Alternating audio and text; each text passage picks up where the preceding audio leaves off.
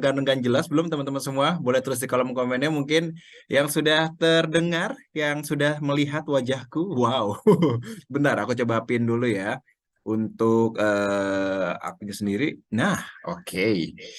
Gimana teman-teman, apa kabar? Sambil dicek-cek nih, sudah terdengar jelas ya? Wow, oke oke siap, sudah jelas ya.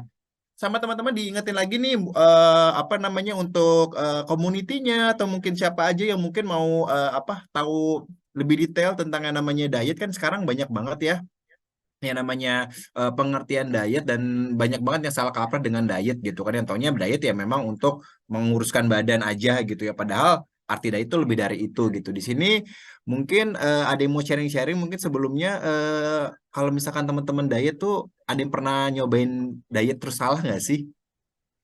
Ada nggak sih kayak, "Kak, aku nyobain diet keto atau mungkin diet karbo atau mungkin diet apa gitu."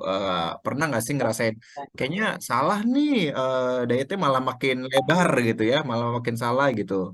Ya, ada nggak di sini yang mau sharing-sharing dulu sebelum kita mulai tentang yang namanya diet ya kita? Pernah coba diet golongan darah, Kanana? Oke, ada lagi selain golongan darah gagal. Itu berhasil nggak Kanana? Jadi sebenarnya macam-macam diet itu kan memang banyak banget banyak banget macamnya, dan memang sebenarnya spesifik diet sendiri itu nggak nggak selalu sesuai tren gitu ya. Kan lagi kayak Kanana nih nyoba diet berdasarkan golongan darah gitu kan, itu juga sebenarnya cocok-cocokan di orang ada bagus atau enggak gitu kan ya. Jadi memang sebenarnya kalau kita lihat ya memang balik lagi ke tubuhnya kita tuh cocoknya pakai apa. Ini Kak Regina IF, intermittent fasting. Nah, itu juga ada. Di sebagian besar orang sangat sangat berhasil, tapi ada yang juga yang nggak berhasil untuk intermittent fasting. Jadi nanti kita akan kupas tuntas ya gimana diet itu, dan kira-kira cocok nggak sama kita. Ada diet IU. IU itu apa ya? Diet IU yang makin lahap makan afternya. Wow. Diet karbo biasanya berhasil Kak. Oke, ada juga yang golongan darah tadi kan Nana berhasil ya. Wow, jadi banyak banget nih. Nah, jadi di sini tuh kita mau sharing-sharing tentang yang namanya apa itu diet yang pasti, dan gimana cara penerapan diet yang benar gitu ya buat kita. Jadi sebenarnya metode diet itu banyak banget, dan sebenarnya nggak semua metode diet itu cocok untuk kita. Itu gimana caranya kita untuk bisa menyesuaikan dengan metode diet tersebut, dan yang mana yang cocok sama tubuhnya kita. Balik lagi ke situ ya. Diet Ayu ala-ala artis Korea. Wow. Ala-ala artis Korea, diet Ayu. Oke, aku baru dengar diet Ayu ya. Yos, daripada lama-lama ya langsung kita mulai aja ya untuk training kita hari ini ya. Yang sebelumnya kita hari ini aku nggak sendiri, nanti akan ditemani oleh seorang coach yang cantik ya, Coach Alfi, yang akan bantu kita tentang gimana caranya untuk punya diet yang baik dan sesuai sama tubuhnya kita gitu ya teman-teman semua ya.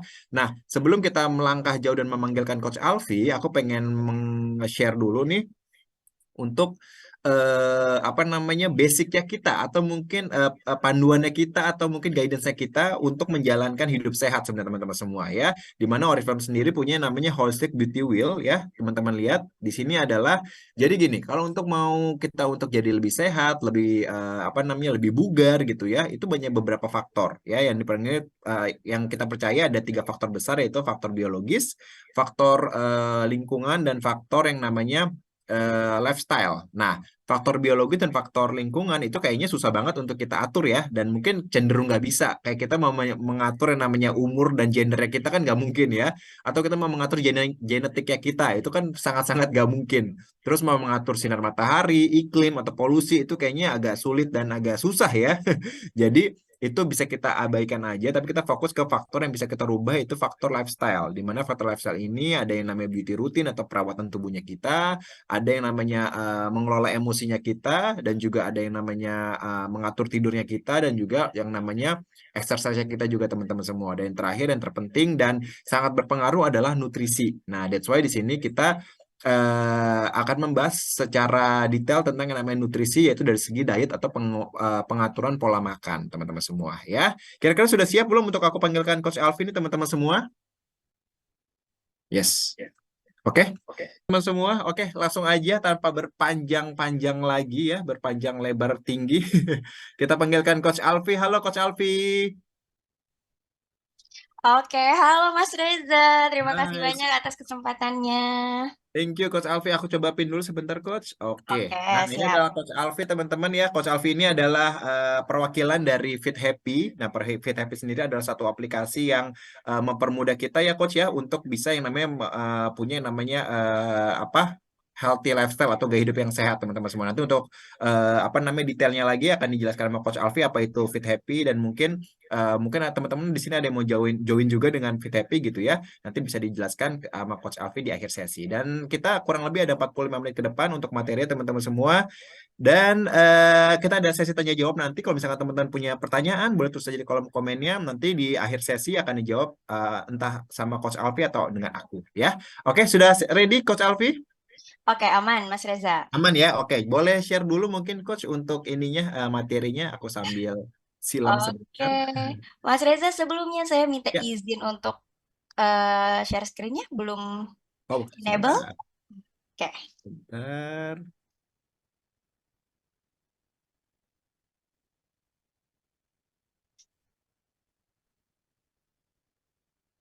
Aku stop share. Bentar ya, Coach. siap, siap.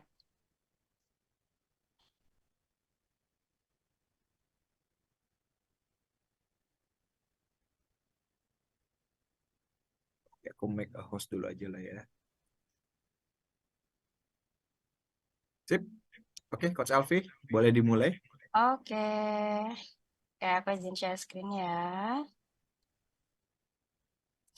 Oke, siap. Sebelumnya, halo teman-teman semuanya. Perkenalkan, saya Coach Alfi, selaku nutrisionis yang hari ini akan membawakan webinar nih teman-teman. Terkait pro kontra, mitos fakta seputar diet yang trending mungkin ya di Indonesia. Jadi mungkin teman-teman udah pernah coba. Nah, jadi teman-teman, kita mitos fakta dulu nih. Diet itu menyiksa nggak sih? Mungkin ada teman-teman yang pernah melakukan diet, kemudian ngerasa kesiksa atau nggak enjoy. Pernah nggak? Mungkin boleh sharing di kolom komen.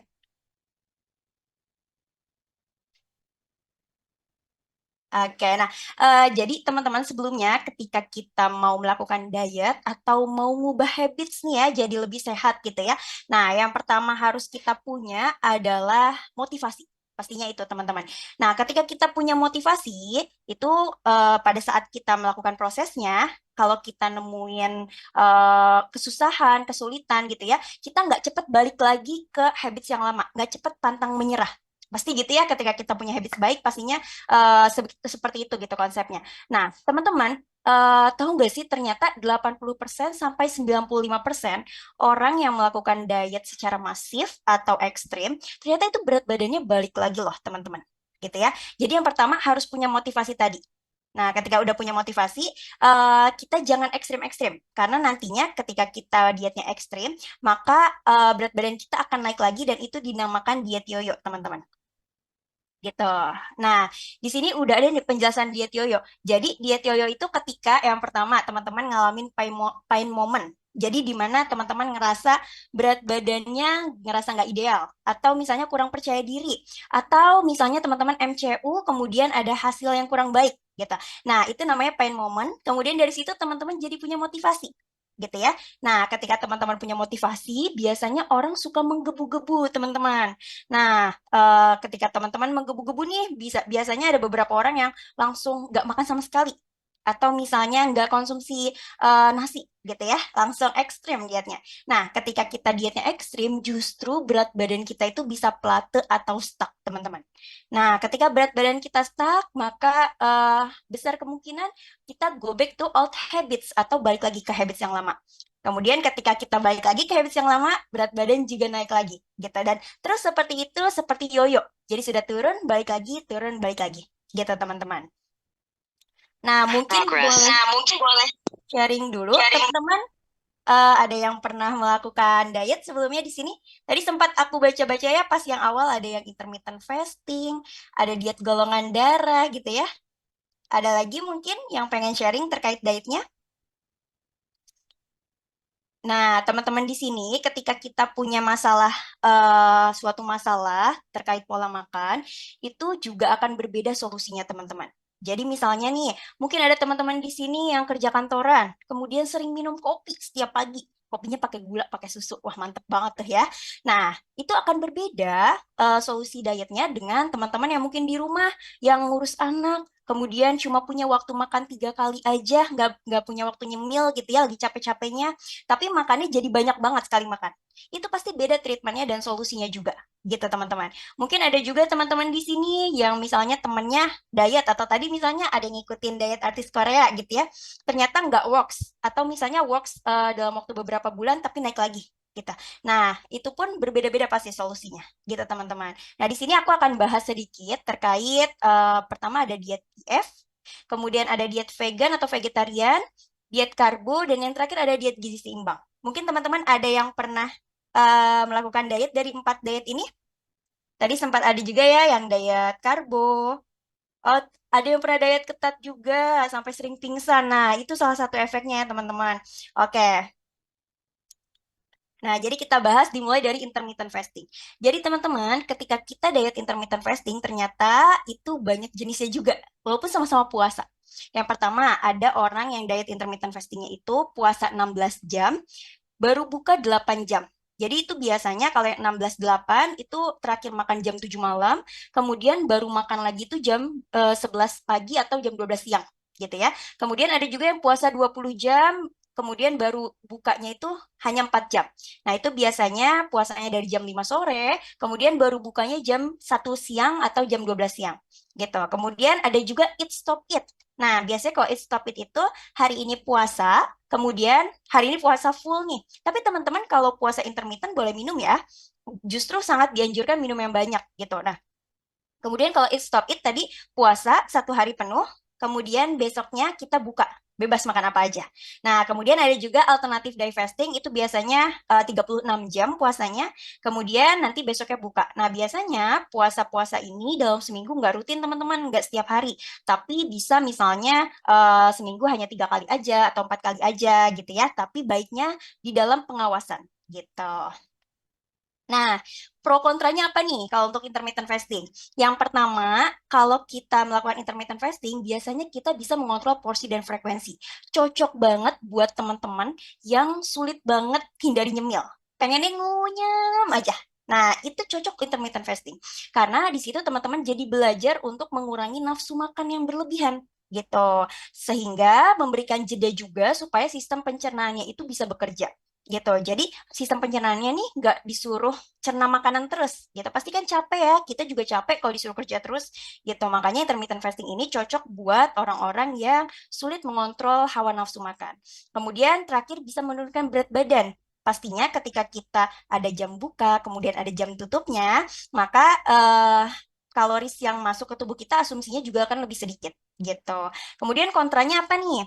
Nah, kontranya ini bagi teman-teman yang punya penyakit tertentu, contohnya diabetes, GERD, gitu ya. Nah, itu nggak bisa nih untuk puasa intermittent ini. Kenapa? Karena kalau misalnya diabetes, dia kan biasanya konsumsi obat ya, teman-teman. Nah, kalau kita konsumsi obat, itu biasanya gula darah kita itu turun. Nah, pas kita nggak makan, gula darahnya makin turun. Ada yang namanya hipoglikemi di situ. Gitu. Kemudian yang kedua, kalau kita punya GERD kronis, teman-teman yang misalnya telat makan aja sakit perutnya, apalagi kalau disuruh puasa. Mungkin bisa, tapi pelan-pelan. Nggak bisa langsung puasa yang 20 jam, kemudian baru buka 4 jam. Atau langsung puasa yang 16 jam. Jadi pelan-pelan aja. Kemudian yang terakhir, ternyata penderita asam urat pun nggak disarankan untuk diet intermittent ini. Jadi teman-teman, ketika kita puasa, maka kita kekurangan sumber makanan gitu ya. Nah, ketika kita kekurangan sumber makanan, biasanya massa air di dalam tubuh kita itu ikut turun. Nah, bagi penderita asam urat, ketika massa airnya turun, itu akan terjadi penumpukan di dalam darah gitu ya, di dalam pembuluh darah. Nah, sehingga kalau punya penyakit asam urat itu bisa memperparah penyakitnya gitu. Nah, kemudian yang kedua ada diet vegan dan vegetarian. Nah, teman-teman mungkin ada juga nih yang pernah coba vegan dan vegetarian gitu ya. Nah, bedanya vegetarian itu dia masih konsumsi beberapa produk turunan hewani. Dari susu, telur, keju, itu ada beberapa yang masih konsumsi. Kalau diet vegan itu semuanya nggak dikonsumsi. Jadi selain pangan hewani, Turunannya pun seperti keju, telur, susu, itu juga nggak konsumsi gitu. Biasanya orang yang diet vegan ini nggak cuma pengen turunin berat badan, di situ ada kepercayaan juga, misalnya nggak boleh makan makanan hewani gitu ya. Ada juga yang karena kasihan sama hewan kalau harus dibunuh-bunuhin gitu ya. Nah, jadi banyak tujuannya gitu. Nah, untuk diet vegan atau vegetarian ini punya pro kontra juga nih teman-teman, punya kelebihan dan kekurangan. Kelebihannya memang pastinya bisa menurunkan berat badan karena ketika kita konsumsi makanan tertentu atau membatasi makanan tertentu, otomatis kalori yang masuk ke tubuh kita juga asumsinya akan lebih sedikit. Pertama itu. Kemudian yang kedua, bahan pangan hewani itu pasti berdampingan sama lemak, teman-teman. Gak ada bahan pangan hewani yang hanya mengandung protein tok gitu ya. Pasti dia ada lemaknya. Nah, makanya ketika kita puasa pangan hewani berbasis hewani, maka asumsinya kita juga mengurangi asupan lemak dari bahan pangan tersebut. Makanya bisa menurunkan berat badan dan juga menurunkan resiko beberapa penyakit kronis seperti jantung, diabetes dan hipertensi karena dari lemak jenuhnya, lemak jenuh yang dimiliki oleh hewan itu. Kemudian kontranya adalah bisa kekurangan zat gizi tertentu, teman-teman. Hewani itu adalah protein. Mas Reza boleh minta tolong di unmute, di mute, sorry.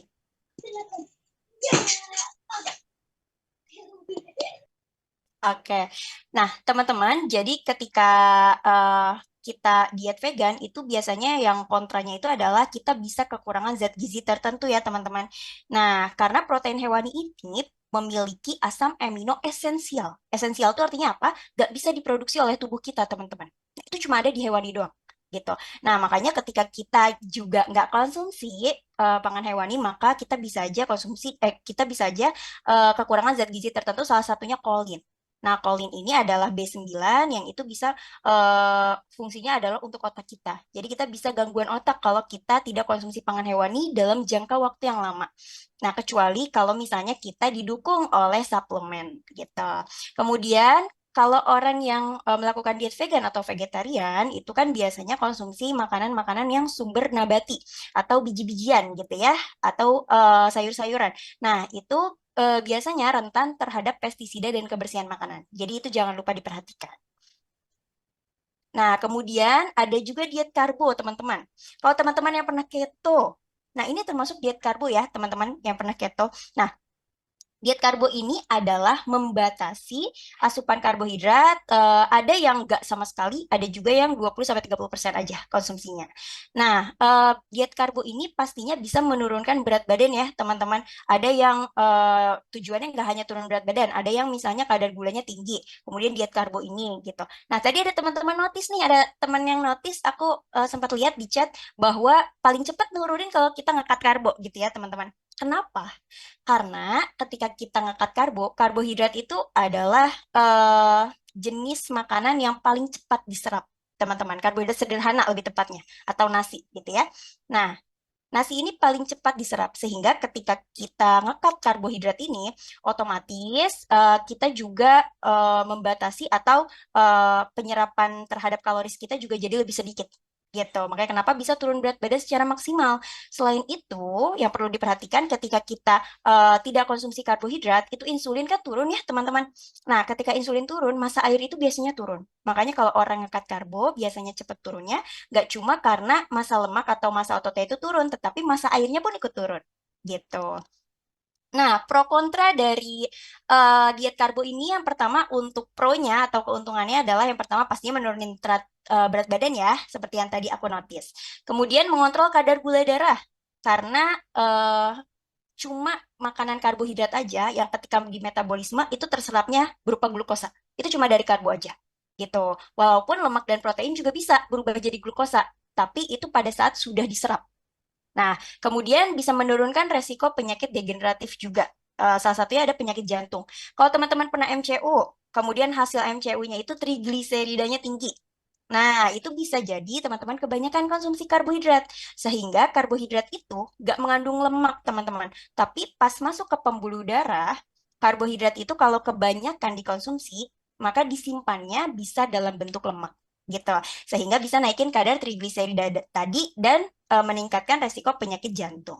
Nah, kontranya adalah teman-teman ketika diet karbo atau enggak konsumsi karbo sama sekali, bisa kekurangan zat gizi terutama vitamin dan mineral. Karena vitamin dan mineral itu biasanya banyaknya adalah di biji-bijian, gitu ya, di sayur-sayuran, di buah-buahan. Biasanya orang yang diet karbo ada loh beberapa yang ngekat sayur dan buah juga, gitu. Makanya kenapa bisa kekurangan zat gizi nih. Kemudian bisa ngerasa lemes dan sulit konsentrasi. Jadi teman-teman, otak kita, sel kita makanannya itu cuma gula gitu. Nah, tapi memang tadi seperti aku notice, protein dan lemak itu bisa berubah jadi gula, tapi membutuhkan proses yang lebih kompleks. Sehingga tubuh kita kalau nggak biasa, itu biasanya ngerasa lemas dan juga sulit konsentrasi. Kemudian yang terakhir bisa kekurangan energi juga. Gitu. Nah, ini yang terakhir adalah diet gizi seimbang, teman-teman. Ini adalah yang paling aman sebetulnya, tapi memang mungkin penurunannya bisa sedikit agak lama. Cuma ini paling aman dan paling sedikit kontranya. Nah, gimana nih konsepnya? Diet yang betul ya. Kalau dari saya sih menyarankan, sangat menyarankan diet gizi seimbang ini. Nah, caranya adalah yang pertama kalau teman-teman lihat, ini ada piring teh ya, teman-teman. Nah, dulu mungkin teman-teman ada di zaman 4 sehat 5 sempurna. Nah, sebetulnya itu udah betul teman-teman 4 sehat 5 sempurna itu. Cuma kurang disempurnakan. Nah, gizi seimbang ini menyempurnakan 4 sehat 5 sempurna. Salah satunya kalau 4 sehat 5 sempurna, yang pertama kan ada nasinya ya teman-teman. Nah, nasi itu boleh nggak sih? Sebetulnya boleh-boleh aja. Lebih tepatnya adalah sumber karbohidrat. Jadi nggak harus nasi teman-teman. Boleh nasi, boleh bihun, boleh mie, boleh ubi, boleh kentang gitu ya. Jadi boleh. Yang dihindari adalah sumber karbohidrat double. Misalnya di nasi uduk. Teman-teman simple deh nyarinya nasi uduk. Ada nasinya, ada bihunnya juga, ada mie-nya juga. Nah, itu dihindari karena itu sumber karbohidrat semua. Atau misalnya teman-teman makan Indomie pakai nasi. Nah, itu paling enak banget sebetulnya pagi kalau dingin-dingin siang-siang gitu ya. Nah, sebetulnya itu nggak disarankan karena itu minim zat gizi gitu. Jadi yang disarankan seperti apa? Sumber karbohidrat dalam piring sekitar 1/4 porsi, teman-teman gitu. Nah, tadi sumber karbohidrat bisa roti, bisa mie, bisa nasi gitu ya. Kemudian diikuti oleh kalau 4 sehat 5 sempurna ada lauk pauk. Nah, betul banget teman-teman. Diikuti oleh lauk pauk sekitar 1/4 juga. Boleh ikan, boleh ayam, boleh telur, boleh daging gitu ya. Nah, sorry, teman-teman juga bisa tambahkan protein nabati di sini. Boleh tahu, boleh tempe. Gitu. Kemudian untuk setengahnya ini diisi buah dan sayur. Nah, biasanya kita piring ini diisi nasinya itu setengah, kemudian baru buah dan sayurnya itu seperempat. Nah, itu kita coba perbaiki ya, teman-teman. Nah, jadi setengah piring itu baru buah dan sayur. Nah, kalau teman-teman bingung, buah dan sayur yang dianjurkan itu adalah sekitar 250 gram sayur dan juga 150 gram buah. Kalau teman-teman ngerasa, aduh buah mahal gitu ya, atau aduh aku nggak suka sayur gitu ya. Nah, simpelnya kalau buah, teman-teman beli sekilo aja untuk 1 minggu gitu. Karena kan buah tadi sarannya 150 gram ya, jadi sekilo untuk seminggu itu cukup sebetulnya. Gitu. Nah, kemudian yang kedua, selain kita konsumsi makanan yang seimbang tadi, kita juga disarankan untuk konsumsi pangan dalam porsi kecil dan sering untuk mencegah penyakit degeneratif dan juga GERD, teman-teman. Mungkin teman-teman di sini ada yang pernah GERD. Nah, kalau pernah GERD itu sangat disarankan makannya itu 6 kali, tapi kecil-kecil, sedikit-sedikit aja, gitu ya. Kemudian yang terakhir, menjaga asupan cairan. Nah, di sini kalau teman-teman ada yang belum konsumsi air putih di bawah 2 liter gitu. Jangan sampai ya teman-teman di bawah 2 liter itu minimal banget 2 liter. Nah, teman-teman bisa pakai tips and trick nih dari aku. Aku punya 2 tips and trick untuk memenuhi kebutuhan cairan ini. Yang pertama, teman-teman bisa gunakan tumbler 500 mili atau 1 liter gitu ya. Kemudian diisi misalnya 2 sampai 3 kali aja. Kan lebih mudah kita nge-tracknya. Atau kalau teman-teman nggak punya tumbler, nggak apa-apa. Teman-teman bisa pakai gelas ukuran 250 mili atau setara kalau teman-teman pernah ke warkop, gelas kopi kecil gitu ya. Nah, segitu itu dikonsumsi pertama pagi hari pada saat kita baru bangun tidur, setelah buang air kecil, buang air besar, sebelum menjalani aktivitas gitu ya, itu 1 kali, 1 gelas. Kemudian kalau teman-teman nggak melakukan intermittent fasting, at least makannya 3 kali dalam sehari, itu sebelum dan sesudah makan, minum air putih juga. Kalau setelah kita nggak usah ditanya ya, pasti seret ya, habis makan kita minum, udah biasa gitu ya. Nah, kalau ini sebelum makan, kita konsumsi air putih juga, sekitar 10 sampai 15 menit aja. Gitu. Nah, kita konsumsi dulu untuk apa? Fungsinya untuk pertama kita tahu kalau kita itu nggak lapar-lapar banget. Jadi air putih ini fungsinya bukan buat nahan lapar ya teman-teman, tapi buat ngingetin kita apakah kita betulan lapar atau hanya lapar mata aja atau justru kita dehidrasi gitu. Kemudian yang kedua fungsi air putih adalah untuk meningkatkan metabolisme gitu. Nah, tadi kalau sebelum dan setelah sudah dikonsumsi air putihnya, berarti kan kalau makannya 3 kali plus pagi hari, berarti udah 7 gelas ya teman-teman. Kemudian 1 gelasnya lagi sebelum tidur. Boleh dijeda 1 sampai 2 jam sebelum tidur supaya tidak mengganggu waktu tidurnya. Nah, minum air putih ini juga nggak boleh langsung banyak-banyak. Justru kalau banyak-banyak langsung itu bisa bikin kita sakit justru perutnya ya, dan juga membahayakan juga. Jadi memang harus sedikit-sedikit tapi sering. Jadi boleh pakai tips and trick yang tadi. Gitu. Nah, kemudian mitos fakta dulu nih. Kira-kira diet nggak boleh makan nasi betul gak sih? Mungkin ada teman-teman yang pernah dengar. Mitos ya, mitos dong. Oke, wah hebat banget nih teman-teman udah pada tahu. Betul banget ya mitos teman-teman. Justru kebutuhan karbohidrat itu sekitar 50 sampai 60% loh dari total kaloris. Jadi justru banyak gitu ya. Tapi perlu diperhatikan bahwa karbohidrat ini nggak hanya di sumber karbo aja atau nggak hanya di nasi, bihun, soun gitu ya. Tetapi oke, bagaimana Mas Reza ada yang bertanya mau langsung atau nanti? Boleh Coach Elvi kalau misalkan bisa langsung jawab biar ini seru. Boleh, boleh, boleh. Oke, Oke. boleh kamu Dalifa. Hmm.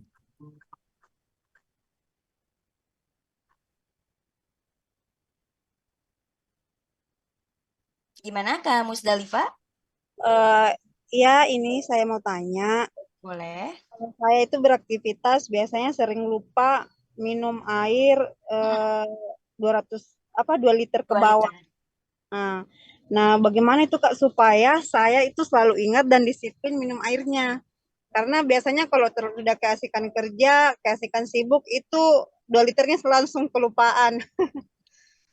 Oke, bisa pakai cara dua tadi kamu Dalifa. Kalau mau investasi di tumbler boleh.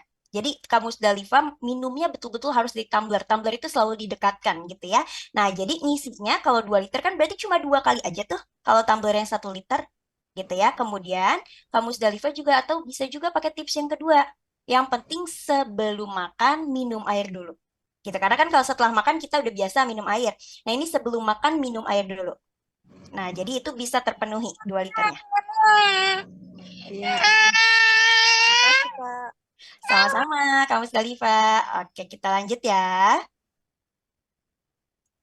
Nah, teman-teman, kalau misalnya teman-teman tadi kekurangan karbohidrat, karena kan tadi ya sumber karbohidrat itu nggak hanya dari nasi, tapi dari pangan nabati juga ada, tahu tempe gitu. Nah, teman-teman kalau misalnya pernah dengar nih orang-orang yang ngekat karbo, itu biasanya diganti sumber karbonya dari nasi, bihun, soun gitu ya, menjadi tahu atau tempe atau kacang-kacangan gitu. Nah, kalau kita kekurangan karbohidrat, ternyata yang pertama kita bisa ada penurunan fungsi kognitif, teman-teman. Karena tadi otak itu makannya cuma gula aja atau glukosa aja gitu. Jadi kalau misalnya kita nggak biasa ngekat karbo, kemudian tiba-tiba kita ngekat karbo, pasti kita nggak konsen jadinya. Kemudian yang kedua, kita ngerasa lelah, lesu, letih, lunglai. Karena tadi ya, sel-sel kita makannya cuma dari glukosa aja. Jadi kita membutuhkan waktu yang lebih lama untuk memecah si lemak dan proteinnya juga. Kemudian yang ketiga, bisa penurunan massa otot. Nah, ini yang perlu diperhatikan teman-teman ketika teman-teman ngekat karbo. Jadi kalau kita ngekat karbo, otomatis kan karena sel-sel kita atau otak kita itu kan hanya butuh glukosa, maka cadangan lemak dan protein itu akan dipecah jadi glukosa. Nah, makanya kenapa kalau yang lemak yang terpecah kita bersyukur ya gitu, kita jadi makin kurus. Tapi kalau cadangan protein atau massa otot yang terpecah bagaimana? Gitu. Nah, salah satunya bisa dengan mencukupi kebutuhan protein teman-teman atau juga bisa olahraga. Jadi combine dua-duanya. Harus olahraga juga terutama olahraga strength atau olahraga beban gitu. Jadi bisa di-combine. Nah, kemudian teman-teman kalau konsumsi karbohidrat bisa diutamakan yang memiliki indeks glikemik yang rendah ya, teman-teman. Kalau teman-teman suka pernah dengar nih, kalau konsumsi nasi, nasinya dimasukin ke apa namanya kulkas, itu gulanya jadi turun. Gitu ya, mungkin ada teman-teman yang pernah dengar seperti itu. Nah, sebetulnya yang turun bukan gulanya, teman-teman, tapi indeks glikemik. Apa tuh indeks glikemik? Jadi, kalau misalnya indeks glikemik itu ketika kita konsumsi makanan, itu nggak langsung terserap gitu. Jadi terserapnya pelan-pelan kalau indeks glikemiknya rendah. Nah, sama halnya dengan nasi. Kalau kita konsumsi nasi yang udah dingin gitu ya, itu indeks glikemiknya turun sehingga kadar gula darah kita nggak langsung meningkat ketika kita konsumsi nasi yang sudah dimasukkan ke kulkas gitu. Nah, teman-teman bisa nih memilih indeks glikemik yang rendah itu adalah mayoritas sayur-sayuran, buah-buahan. Kalau dari roti itu roti gandum asli atau roti sourdough yang biasanya besar-besar kemudian agak keras. Nah, itu indeks glikemiknya rendah. Diikuti ubi, pasta, itu juga lebih rendah. Kemudian bisa juga teman-teman konsumsi indeks glikemik sedang. Bisa sayur-sayuran, buah-buahan, kemudian susu rendah lemak gitu ya. Kemudian ada nasi merah, instan oat, mie, dan juga jagung gitu. Nah, teman-teman boleh membatasi nih. Jadi bukan yang nggak boleh ya, tapi harus dibatasi. Indeks glikemik di atas 70 atau tinggi. Ada ubi jalar, labu kuning, labu siam, kemudian es krim gitu yang gulanya tinggi, kemudian roti putih, cornflakes, crackers. Nah, itu indeks glikemiknya tinggi sehingga ketika teman-teman konsumsi, pertama, cepat lapar lagi. Kemudian yang kedua, tadi insulin kita bisa cepat meningkat. Nah, sehingga kita bisa beresiko untuk kena penyakit degeneratif, salah satunya adalah diabetes. Gitu. Nah, ini yang sering lupa nih teman-teman. Utamakan serat di setiap jadwal makan. Nah, teman-teman, kalau teman-teman tahu nih, 95% orang Indonesia ternyata kurang loh konsumsi serat. 95% loh, artinya cuma 5% aja. Karena kadang kita nih ibu-ibu misalnya ya belanja, misalnya beli sayur hanya seons, 250 gram gitu ya, atau itu pun kadang buat satu keluarga. Gimana gak kurang tuh konsumsi serat kita ya. Nah, kemudian buah-buahan juga. Kadang kita males beli buah, males motongnya kita. Nah, jadi ternyata memang 95% orang Indonesia itu kurang konsumsi serat gitu. Nah, efeknya apa nih ketika kita kurang konsumsi serat? Ternyata nggak main-main loh, teman-teman. Pertama, sembelit gitu ya, karena hasil metabolisme dari karbohidrat dan protein itu nggak banyak, teman-teman. Kalau nggak didorong sama si serat, ibarat kata kita buang sampah, abang sampahnya nggak mau nih, teman-teman, ngambil sampah yang masih plastiknya itu masih sedikit isinya.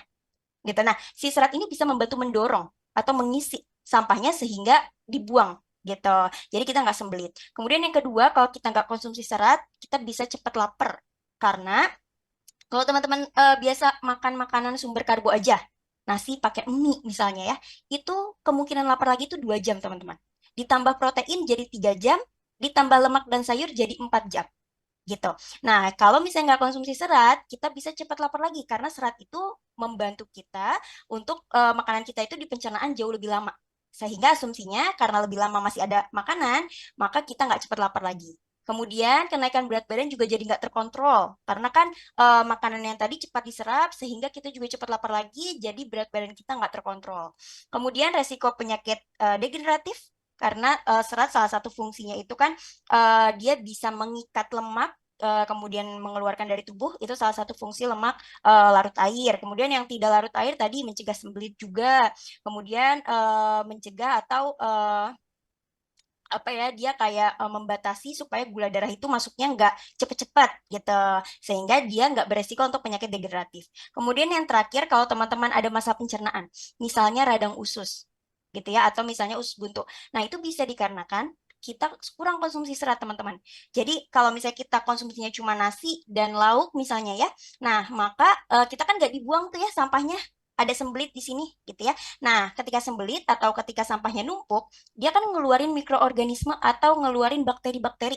Nah, disitulah muncul radang dan juga usus buntu. Jadi memang penting, sepenting itu.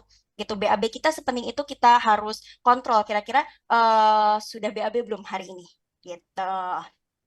Nah, kemudian yang harus diperhatikan juga ketika kita pengen turun berat badan itu adalah protein. Nah, protein juga sepenting itu, teman-teman. Kita coba bahas ya. Nah, yang pertama protein itu kalau dari zat gizi makro itu kan ada karbohidrat, protein dan lemak teman-teman. Nah, karbohidrat ini fungsinya sumber energi. Tadi ya, glukosa, sumber energi. Kemudian kalau lemak fungsinya cadangan energi. Nah, protein doang nih yang fungsinya adalah zat pembangun. Atau dia bisa memperbaiki jaringan tubuh yang rusak. Jadi kalau teman-teman ada inflamasi nih di tubuhnya, ada yang rusak-rusak tapi nggak kerasa sama kita, peran protein tuh di situ. Gitu. Jadi harus cukup protein. Kemudian membantu pencernaan dengan enzim juga, karena enzim bahan bakunya asam amino. Kemudian menekan rasa lapar loh teman-teman. Jadi kalau teman-teman tahu nih bahwa protein ini bisa menekan hormon ghrelin, di mana hormon ghrelin itu adalah hormon lapar, gitu ya. Jadi kalau misalnya teman-teman all you can eat misalnya, harusnya kalau teman-teman bisa mengenali sinyal lapar dan sinyal kenyang, itu nggak bisa banyak-banyak loh konsumsi daging. Karena sebetulnya kita puas dan kenyang, gitu. Nah, tapi kadang kita kalau all you can eat, aduh kok sayang ya udah bayar gitu ya. Nah, itu kadangnya jadi masalah gitu. Jadi sebetulnya protein tadi itu bisa menekan rasa lapar. Kemudian meningkatkan imunitas. Teman-teman yang mungkin suka sakit, sering cepat flu, pilek, bisa jadi proteinnya kurang. Kemudian membentuk DNA dan RNA dan juga membantu hormon untuk menjalankan fungsinya gitu. Nah, kira-kira nih kebutuhan protein teman-teman sudah tercukupi belum? Nah, jadi bisa dilihat di sini teman-teman. Jadi kebutuhan kita terhadap protein itu mudahnya adalah 0,8 gram atau boleh juga 1 gram per kilogram berat badan. Nah, hitung gampangnya kalau teman-teman berat badannya 50 kilo. Nah, berarti sekitar 50 gram protein yang dibutuhkan dalam satu hari. Bukan satu kali makan ya, dalam satu hari. Kalau misalnya berat badan 60, berarti kita gampangnya adalah 60 gram gitu dalam satu hari. Nah, kita lihat di sini. Nah, teman-teman, di sini udah ada nih kandungan protein dalam 100 gram bahan makanan. Bisa kita lihat ternyata protein paling banyak itu ada di dada ayam loh, teman-teman. Kemudian diikuti oleh ikan salmon, ikan tongkol, ikan tuna, dan daging sapi yang lemaknya 5%. Gitu. Nah, teman-teman kalau misalnya dada ayam ini kan 28,4 gram dalam 100 gram. Artinya kalau teman-teman berat badannya di atas 50 kilo, dalam satu hari membutuhkan dada ayam sekitar 100 gram. 200 gram, sorry. Dikali dua ya. Jadi cukup banyak. Dalam satu hari itu butuh 200 gram dada ayam.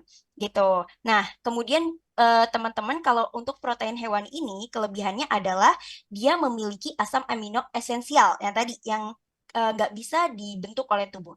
Nah, tapi kekurangannya, protein hewani itu biasanya berikatan dengan lemak, terutama lemak jenuh. Nah, biasanya yang lemak tidak jenuh itu adalah ikan-ikanan gitu. Makanya kenapa tetap perlu dibatasi juga. Nah, kemudian yang kedua dari protein nabati nih teman-teman bisa jadi option juga.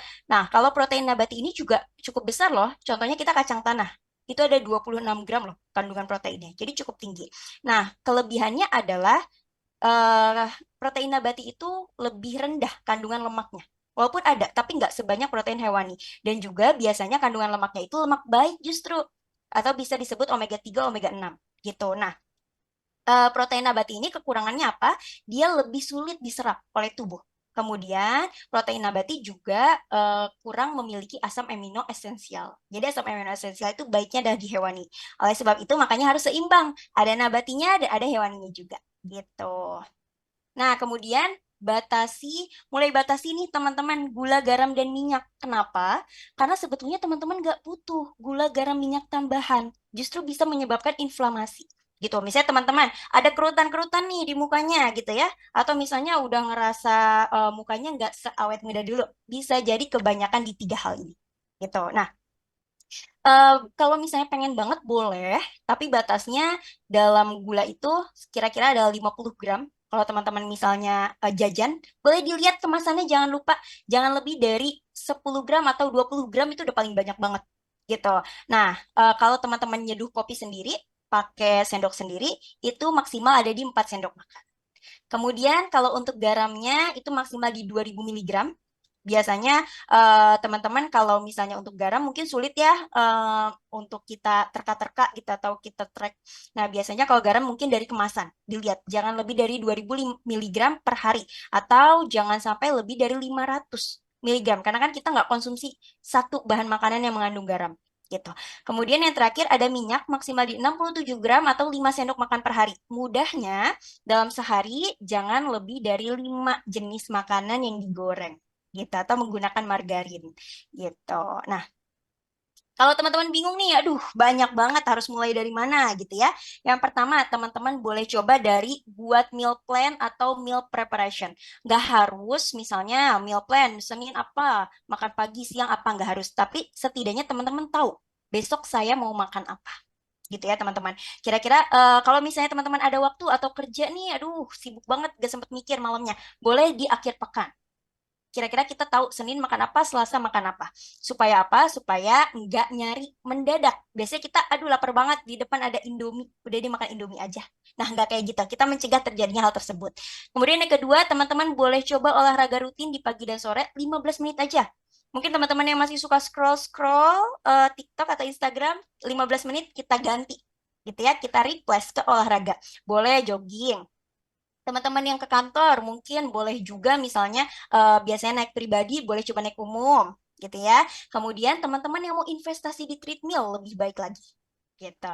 Nah, kemudian yang ketiga, boleh menggunakan tumbler 500 sampai 1 liter. Nah, kalau teman-teman nggak punya tumbler, misalnya beli online kemudian nggak datang hari ini, nggak apa-apa, bisa coba di tadi apa namanya gelas 250 mili gitu. Tadi konsumsinya pagi hari, sebelum dan sesudah makan 3 kali sehari, kemudian yang terakhir sebelum tidur 1 gelas dengan jeda 1 sampai 2 jam gitu. Kemudian yang terakhir stok cemilan sehat. Nah, apa aja nih cemilan sehat gitu ya? Nah, ini salah satu contohnya teman-teman. Kalau teman-teman mau sarapan, itu boleh yang tinggi protein dan lemak sehat. Tinggi protein lemak sehat, contohnya yang simpel-simpel aja teman-teman. Misalnya telur rebus, pakai misalnya alpukat, atau bisa juga dada ayam, dadanya dipanggang aja gitu ya. Kemudian tambahkan sayur dengan dressing minyak wijen. Misalnya itu juga oke. Nah, kemudian makan lengkap, ada nasi, protein hewani, sayur gitu ya. Itu dimakan siang dan makan malam. Nah, kalau teman-teman pengen banget nyemil, boleh. Jedanya sekitar 3 jam setelah makan utama. Boleh dimulai dari kacang-kacangan. Misalnya kacang tanah boleh, tapi yang panggang. Kemudian edamame juga boleh. Nah, kemudian cemilannya juga kalau teman-teman pengen beli di supermarket atau di minimarket, boleh snack bar. Nah, kalau teman-teman punya juga nih, boleh protein shake. Jadi kalau cemilan, kita utamakan yang tinggi serat dan protein. Kenapa? Karena kalau teman-teman konsumsi karbo atau cemilan keripik-keripik gitu ya, itu biasanya memancing hormon dopamin. Jadi pengen lagi, pengen lagi. Justru tujuan kita cemil itu kan supaya pada saat makan utama kita lebih terkontrol, nggak makan banyak. Kalau kita cemilannya adalah sumber karbo, maka justru bisa jadi kita malah jadi lapar pada saat makan utamanya gitu. Jadi nggak menyelesaikan masalah gitu. Nah, jadi ini mitos fakta lagi nih teman-teman. Satu diet dapat diterapkan gak nih untuk semua orang kira-kira? Mitos ya, jadi diet itu nggak bisa teman-teman. Beda orang itu beda loh cara penyelesaiannya. Beda juga cara dietnya. Baiknya memang kita itu ada yang naungin gitu ya, ada yang nemenin, ada yang dampingin gitu. Jadi kebutuhan nutrisi juga beda-beda, tergantung sama kebiasaan, ketersediaan makan, toleransi penerimaan gitu ya, supaya diet kita enjoy. Teman-teman yang sering olahraga, mungkin kebutuhan proteinnya itu bisa nambah jadi 1,2, 1,3 gitu. Jadi beda-beda, butuh pendamping. Nah, kemudian kalau teman-teman nggak mau balik lagi, nggak mau yoyo, seperti yang tadi aku notice di awal, teman-teman boleh banget mulai dari 1% lebih baik setiap harinya. Jadi misalnya besok teman-teman nyoba dulu nih minum air putih gitu ya. Atau misalnya nanti besoknya lagi nyoba stok cemilan sehat. Jadi pelan-pelan aja sedikit-sedikit gitu. Progress. Nah, kemudian hidup sehat dimulai dari saat ini oleh diri sendiri. Jadi diet itu bukan tentang ngurangin porsinya teman-teman, nambahin porsinya, tapi enggak ya. Tapi diet itu tentang mengatur pola makan sedemikian rupa supaya kita enjoy ngejalaninnya dan goals kita tercapai. Jadi tadi mitos fakta, diet itu nyiksa apa enggak? Harusnya enggak ya teman-teman. Diet itu harus dijalankan dengan fit dan happy gitu. Nah, di sini kalau teman-teman butuh, misalnya ada yang butuh pendamping, ada yang bingung nih, sebenarnya salah aku dari mana sih kok kayaknya nggak turun-turun berat badannya, boleh banget nih join program kita. Gitu. Oke, mungkin pemaparan aku sampai sini aja. Aku kembalikan ke Mas Reza. Hai, wow, keren banget ya materinya. Aku sampai terdiam, sampai mengoreksi diri sendiri gitu ya. Sebentar aku mau reclaim lagi nih untuk ininya ya sebentar. Untuk hostnya. Bentar ya.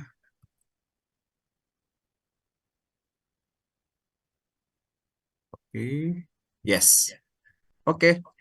Makasih Coach Alfi sudah ber-sharing-sharing sama kita ya, teman-teman dapat banyak banget ini insight ya dari apa namanya Coach Alfi tadi. Aku pun banyak banget dapat insight yang bikin apa ya, bikin aku mikir lagi nih. Oh ternyata pola makan itu atau mungkin pola diet itu tuh nggak sama setiap orang ya. Jadi pola makan dan pola diet itu tuh sebenarnya cocok-cocokan di tubuhnya kita seperti apa ya. Jadi dari banyak ya faktornya tadi ada faktor apa namanya kebiasaan, keturunan, terus tinggal di mana gitu. Itu jangan sangat apa ya, sangat-sangat ngaruh ke pola makan dan pola diet kita ya teman-teman semua ya. Jadi itu keren banget. Jadi aku pengen buka sesi Q&A juga nih buat teman-teman yang masih punya pertanyaan. Tadi di atas-atas pertanyaan banyak banget, tapi kayaknya udah tenggelam saking banyaknya chat nih. Jadi boleh ditulis lagi, misalkan teman-teman ada pertanyaan, kurang lebih mungkin ada 3 sampai 4 pertanyaan yang akan dijawab sama Coach Alvin nanti.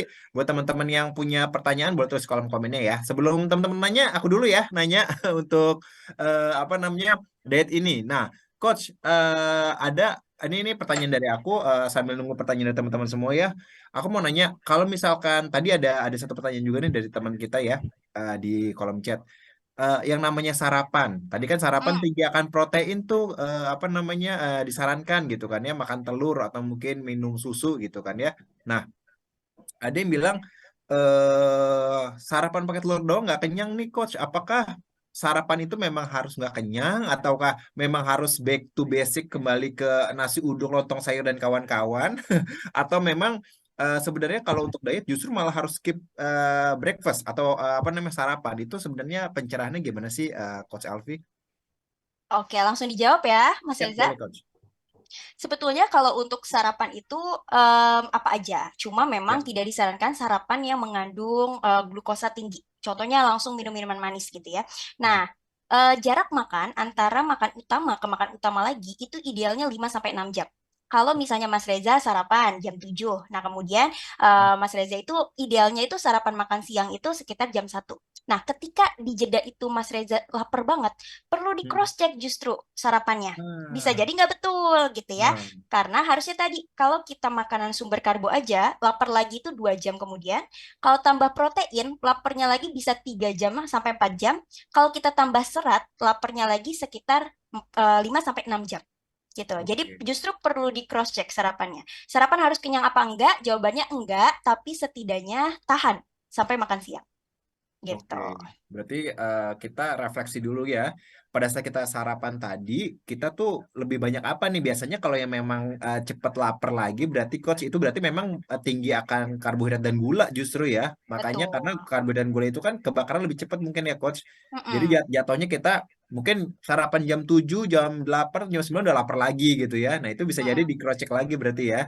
Dan tadi disarankan sama Coach Alfi adalah lebih perbanyak yang namanya protein dan serat karena itu pembakaran lebih lama jadi kita bisa lebih kenyang lebih lama gitu ya paling nggak 5 jam setelah kita makan tadi. Wow, keren. Jadi teman-teman paham ya, nggak ada tuh istilah skip skip breakfast ya yang namanya. Tapi kalau misalkan sudah kebiasaan nih coach nggak breakfast gitu, apakah memang nggak bisa harus breakfast nih atau gimana nih coach?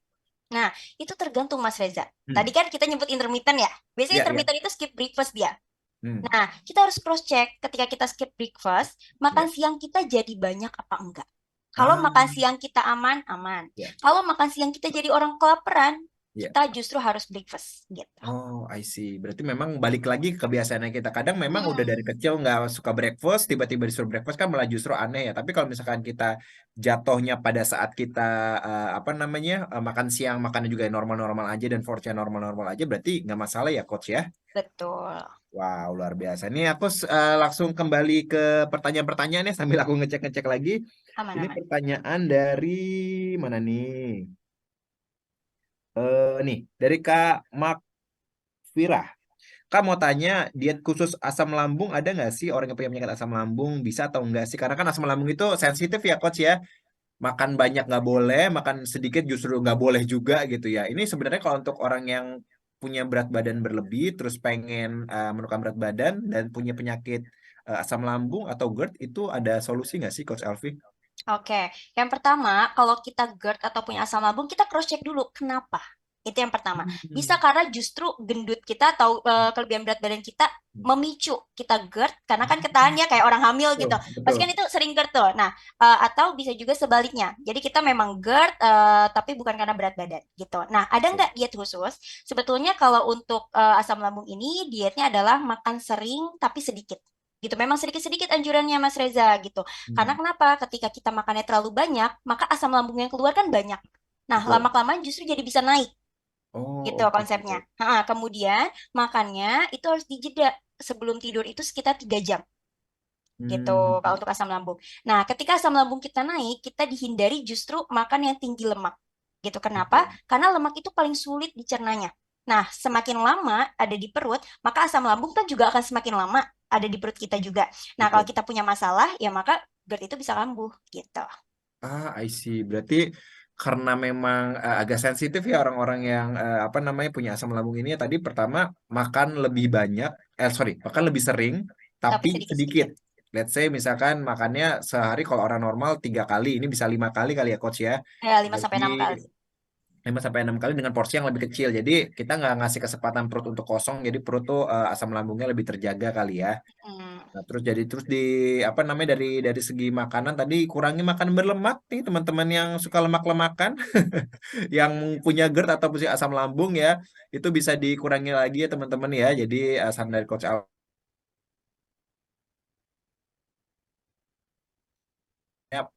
asam lambung tinggi teman-teman semua ya. Oke, Kak Max Vira semoga terjawab ya Kak ya. Oke, kita mau ke pertanyaan berikutnya. Sebentar aku scroll-scroll lagi. Hmm, oke. Oke, Kak Priscilia. Coach, kebetulan saya defisit kalori, jadi banyak makan buah dan sayur. Karbonya di siang sama olahraga 2 sampai 3 kali per minggu. Seratnya 2 sampai 3 kali per minggu. Seratnya harusnya sudah terpenuhi, tapi kenapa BAB-nya nggak lancar? Kira-kira apakah ada kendala? Nah, ini udah makan apa namanya buah dan sayur, tapi ngerasa BAB-nya kurang. Padahal pada dasarnya buah-buah dan sayur-sayuran untuk memperlancar BAB. Nah, ini gimana nih, Coach? Oke, sorry Mas Reza boleh diulang pas awal gimana? Ada Jadi minumnya nggak? Di notice nggak minumnya? enggak, dia hanya fokus ke makan dan buah dan sayur. Nah, ini mungkin kelemahannya juga ya, Coach ya. Gimana gimana nih? Oke, nah Ya, jadi memang untuk serat ini ada dua. Tadi siapa yang nanya Mas Reza? Sorry, Kak Priscilia ya? Priscilia betul. Oke, Kak Priscilia, jadi untuk serat ini ada dua jenis. Ada larut air dan tidak larut air. Nah, fungsinya beda, Kak Priscilia. Jadi kalau untuk serat tidak larut air, itu fungsinya mendorong. Dia meningkatkan volume. Karena dia nggak bisa, apa namanya, diserap oleh tubuh. Gitu. Jadi dia meningkatkan volume, sehingga volume kita banyak, kita kedorong tuh pengen pup. Nah, kemudian ada serat larut air juga. Itu fungsinya justru menyerap cairan supaya pup kita nggak keras. Beda nih, beda fungsi. Kalau Hmm. misalnya tadi serat tidak larut air kebanyakan di sayur-sayuran, kalau untuk yang serat larut air biasanya di buah-buahan atau di biji-bijian gitu. Nah, pertama itu bisa jadi kurang antara larut air dan tidak larut air itu nggak seimbang. Kemudian yang kedua, pola minumnya. Itu sangat signifikan. Minum itu nggak boleh kurang dari 2 liter. Kalau kakak-kakak yang berat badannya di atas 60 itu justru tambahkan jadi 2,5 liter per hari. Nah, jadi dicoba dulu. Kalau itu masih nggak mempan, berarti bisa jadi ada masalah pencernaan. Nah, itu harus dicek. Gitu. Oke, jadi selain untuk memenuhi kebutuhan kebutuhan serat ya tadi makannya, ya aku lagi diet nih, atau mungkin pola makannya diatur lebih banyak makan sayur atau mungkin makan apa namanya buah-buahan gitu. Sedangkan untuk pencernaan sebenarnya nggak cuma itu aja ya. Pencernaan tuh banyak banget yang harus kita perhatikan ya selain dari apa namanya dari buah dan sayuran ternyata air juga ngaruh ya Coach Alfi. Jadi perlu diingat lagi cara sehat itu nggak cuman dari buah dan sayuran aja dari pencernaan tapi juga dari air gitu ya. Jadi perlu dipenuhi lagi 2 liter air per hari tadi ya. Oke, pertanyaan berikutnya, mungkin Coach Alfi juga kalau mau dicari-cari boleh nih Coach. Pertanyaan-pertanyaan yang sudah terpampang. Kita masih punya 2 pertanyaan lagi yang akan dijawab sama Coach Alfi ya. Oke, agak banyak nih Ya, Mas Reza. boleh. Mungkin boleh Mas Reza yang pilihin Oke, ya. Dari aku ya. Pusing Sambil ya. aku cari-cari karena ini pertanyaannya banyak yang similar dan apa namanya dan apa sama itu sama lain ya.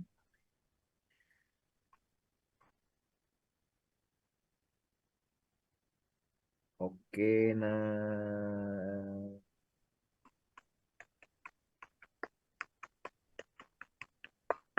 Oke, ini Kak Ina.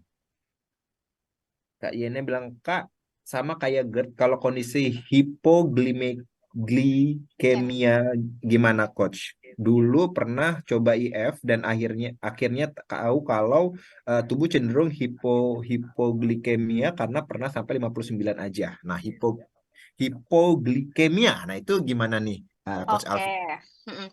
Jadi sebetulnya kakak-kakak, kalau misalnya kita pernah hipoglikemi, perlu dicek ada diabetes apa enggak. Karena harusnya ketika kita nggak ada masalah insulin, kita nggak mungkin hipoglikemi.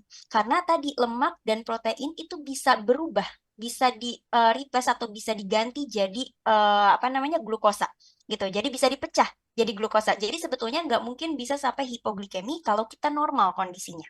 Kecuali kalau kakak-kakak betul nggak makan sama sekali, mungkin bisa aja.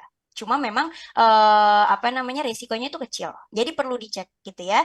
Nah, untuk mencegah hipoglikemi kembali, pertama ngecek, kemudian yang kedua kalau terjadi hipoglikemi, ciri-ciri misalnya udah lemes, udah apa ya kayak orang yang lunglai nggak bisa ngapa-ngapain gitu, gemeter, gemeter hebat.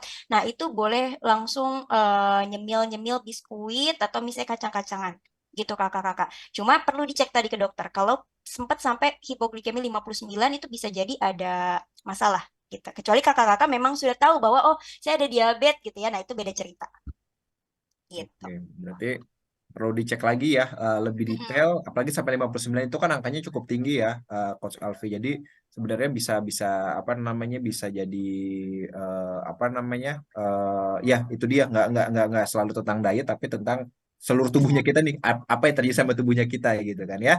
Oke, ke Mm-mm. pertanyaan yang terakhir Coach Alfi. Boleh. eh oke, Karisna. Kak, untuk penderita asam lambung, GERD atau GERD, buah-buahan jenis apa yang baik dikonsumsi? Karena kan buah itu banyak buah-buah yang apa namanya ada kandungan asamnya, justru malah bikin bikin tubuh kita malah makin worse gitu ya. Kalau misalkan konsumsi buah atau sayur yang salah gitu, Coach. Nah, jadi ada rekomendasi sendiri nggak sih untuk buah dan sayur untuk penderita GERD atau asam lambung nih, Coach? Oke, kalau buah itu kita concern kepada jangan yang asam-asam. Tapi sebetulnya Kak, kalau GERD ini beda-beda responnya setiap orang.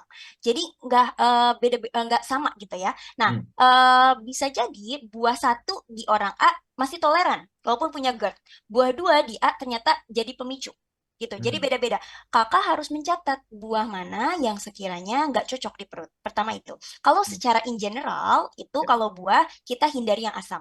Nah, nggak hanya jenisnya gitu ya, tapi kematangan gitu. Jadi Hmm. kalau kita konsumsi buah, jangan yang kurang matang gitu ya. Kemudian hindari juga yang terlalu matang, karena yang terlalu matang mungkin kadar gulanya itu hampir mirip, tetapi indeks glikemik yang tadi aku sempat sebut itu lebih tinggi gitu. Jadi ya hindari buah yang terlalu matang atau yang belum matang justru gitu. Kalau sayur-sayuran itu hindari yang bergas.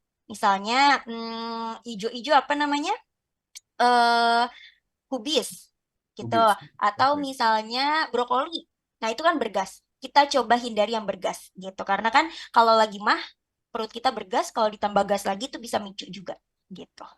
Oke, wow, berarti apa namanya ini ya harus sedetail itu, harus spesifik itu dan apa ya maksudnya nggak selalu semua. Jadi dibalikin lagi ke kita kira-kira buah yang cocok sama kita atau apa namanya yang cocok atau nggak gimana. Tapi tadi ya hindari buah yang terlalu matang dan buah yang terlalu apa namanya belum matang atau mungkin masih masih masih mentah gitu ya karena memang kandungan kandungan gasnya atau bukan bukan kandungan gas Asam. kandungan asamnya lebih tinggi gitu ya coach ya.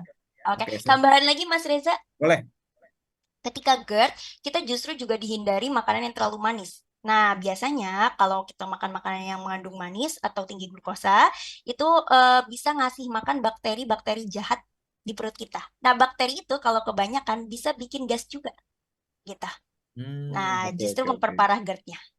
Oke, apa makanan manis tadi ya? Ya, makanan Oke, manis. nah jadi dikurangi juga nih makan makanan manis. Jadi nggak cuma mentang-mentang sensitif akan asam, terus yang asam-asam dikurangi, tapi makanan manis juga bisa Mm, memicu ya yang namanya betul. asam lambung bahkan GERD tadi. Wow, luar biasa ya. Jadi jangan sampai teman-teman terkecoh ya tentang asam, yang asam dikurangin.